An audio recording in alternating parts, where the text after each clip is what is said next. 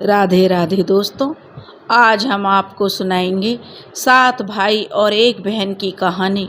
अगर आप हमारे चैनल पर नए हैं तो प्लीज़ हमारे चैनल को सब्सक्राइब करें, वीडियो को लाइक करें और शेयर करें। किसी गांव में एक बुढ़िया रहती थी। उसके 7 बेटे और एक बेटी थी। सातों भाई अब बड़े हो चुके थे और अपनी माँ से धन कमाने के लिए बाहर जाने के लिए बोल रहे थे कि माँ, गांव में तो ऐसा कोई रोजगार नहीं है, इसलिए हम बाहर जाएंगे और कुछ धन कमा कर लाएंगे। और सातों भाई अपनी माँ से विदा लेकर जंगल में चले गए और वहीं जंगल में जाकर रहने लगे। वहाँ वे सातों भाई लकड़ियाँ काट कर लाते और उन्हें शहर में बेचकर आते। इस तरह से वो सातों भाई मिलकर लकड़ियों का व्यापार करने लगे। अब धीरे धीरे दिन बीत रहे थे। भाइयों को गए काफ़ी दिन हो चुके थे और राखी का त्योहार नज़दीक था। और राखी का त्योहार आया तब सातों भाइयों की बहन अपनी माँ से बोली, माँ, मैं 7 भाइयों की बहन हूँ, मगर इस त्योहार पर मेरे पास मेरा एक भी भाई नहीं है। माँ, मैं उनकी राखी कैसे बांधूंगी उनकी कलाई पर? उनकी तो कोई खोज खबर भी नहीं है। सभी बहनें आज अपने भाइयों को राखी बांध रही हैं और मैं भी अपने भाई को जो राखी बांधूंगी। बुढ़िया माई बोली, ठीक है बेटी। और बुढ़िया माई ने एक आटे का गोल पहिया बनाकर अपनी बेटी को दे दिया और बोली, ले बेटी, इसे चलाती जाना और कहना, जहाँ पर मेरे भाई हो वहीं पर रुकना। चल चल रे पहिए, जहाँ मेरे भाई हो वहीं पर रुकना। बेटी बोली, ठीक है माँ। और वह अपनी माँ से विदा लेकर वह लड़की चल पड़ी। उस पहिए को चलाती जाती और कहती, चल चल रे पहिए, और जहाँ मेरे भाई हो वहीं पर रुकना। उसे चलते चलते सुबह से शाम हो गई तो वह पहिया वन के एक छोर पर बनी झोपड़ी के चारों ओर चक्कर काटने लगा, मगर वह लड़की अब भी वही आवाज़ लगा रही थी। तभी अंदर से एक भाई ने कहा, मुझे तो ऐसा लग रहा है कि हमारी बहन हमें आवाज़ लगा रही है और मुझे बहन की आवाज़ सुनाई दे रही है। तब दूसरा बोला, भाई, हमारी बहन यहाँ कैसे आएगी? उसे तो रास्ता भी नहीं मालूम। तब दूसरे भाई ने बाहर निकलकर देखा तो सचमुच में उसकी बहन थी। बहन को देखकर सभी भाई खुशी से झूम उठे। सभी ने प्रेम से अपनी बहन को गले लगाया। दूसरे दिन राखी का त्योहार था। बहन ने भाइयों को राखी बांधी और उनकी लंबी आयु की कामना करने लगी। भाइयों ने भी बहन की रक्षा करने की कसम खा ली। उस दिन सभी भाइयों ने छुट्टी ले रखी थी और सभी मौज मस्ती कर रहे थे, परंतु दूसरे दिन से सभी को अपने काम शुरू करने जाना था। उनकी बहन अब घर पर अकेली रहती। एक दिन की बात है, सातों भाइयों की बहन कपड़े धोकर सुखा रही थी। तभी एक डायन की नज़र उस लड़की पर पड़ गई।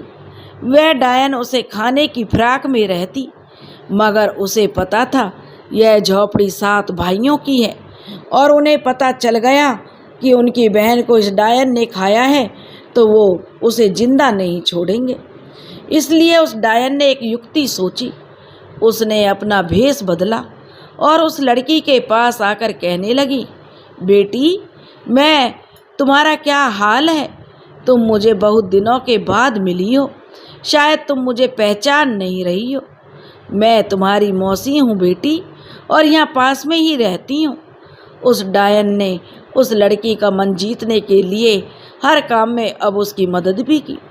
लेकिन वह लड़की कहने लगी, मौसी, मैंने तो तुम्हें कभी देखा नहीं है और ना ही माँ ने तुम्हारे बारे में बताया है। तब वह डायन कहती, बेटी, माँ बताती भी कैसे? मैं उसकी दूर की रिश्ते की बहन हूँ और यहाँ जंगल में रहती हूँ। तुझे अकेली देखा और मुझे पता चला कि तू भाइयों से मिलने आई है तो मैं तेरे पास आ गई तेरी मदद के लिए। इस तरह से वह डायन रोज़ उस लड़की के पास आती और उसे किसी तरह से बेहोश करती और उसका थोड़ा थोड़ा खून चूस कर चली जाती।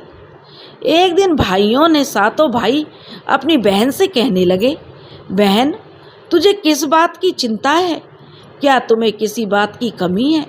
हम तुझे अच्छा खाना खिलाते हैं, अच्छा पिलाते हैं, अच्छा पहनाते हैं, हर चीज़ का तेरे ख्याल रखते हैं, अपना काम भी हम तुझसे नहीं करवाते, फिर क्या बात है मेरी बहना, तुम मोटी क्यों नहीं हो रही हो?